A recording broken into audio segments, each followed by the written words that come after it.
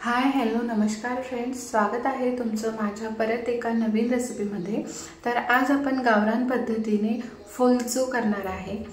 यालाच रस्सम सुद्धा म्हणतात, चिंच कढी सुद्धा म्हणतात। तेल टाकून घेतलेलं आहे आणि तेलामध्ये छान अशी मोहरी टाकून घेतलेली आहे। तर हे भरपूर लोकांसाठी करणार आहे, त्याच्यामुळे जास्त तेल घेतलेलं आहे। तर हे कोण्या कार्यक्रमात वगैरे ह्या पद्धतीने फुलचू कढी केली जाते। तर तुम्ही नक्की ट्राय करून बघा, एकदम जबरदस्त अशी टेस्ट आहे याची। तर बघा, आपण मोहरी टाकून घेतली, त्याला छान तडतडू द्यायचं आहे। नंतर आपण ह्याच्यामध्ये बाकीचे साहित्य टाकून घ्यायचे आहे।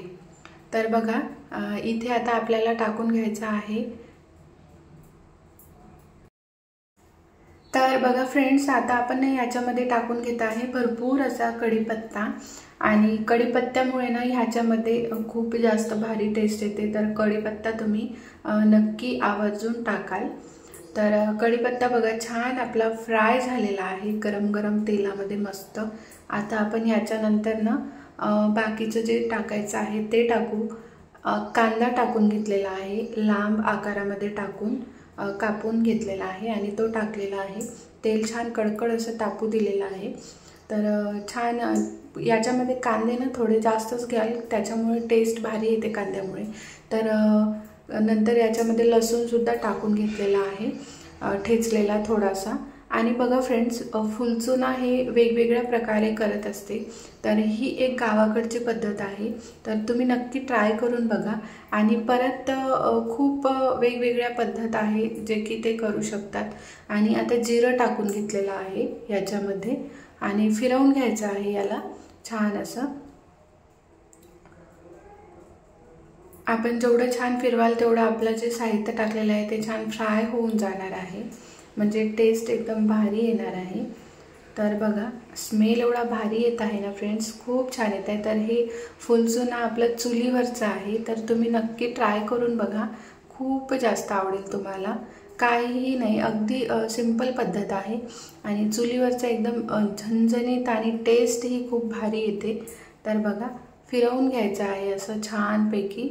नंतर याच्यामध्ये आपल्याला टाकून घ्यायचं आहे लाल तिखट चवीनुसार, म्हणजे हे फुलचूना आंबट गोड आणि तिखटसुद्धा लागते, त्याच्यामुळे तिखटसुद्धा याच्यामध्ये खूप कामीच देते। तर फिरवून घ्यायचं आहे आपल्याला, तिखट टाकून घेतला आणि आता फिरवून घेतलेलं आहे। तर याच्यामध्ये आता आपल्याला टाकून घ्यायचं आहे हळदसुद्धा टाकून घेतलेली आहे थोडीशी। आणि परत ना आपण आता याच्यामध्ये टाकूया जे फुलचूचं पाणी केलं होतं ना चिंचाचं, तर ते पाणी टाकून घेत आहे। आणि बघा, ही चिंच ना छान अशी भिजू द्यायची आहे आपल्याला आणि त्याला ना हाताने स्मॅश करून त्याला गाळून घ्यायचं आहे।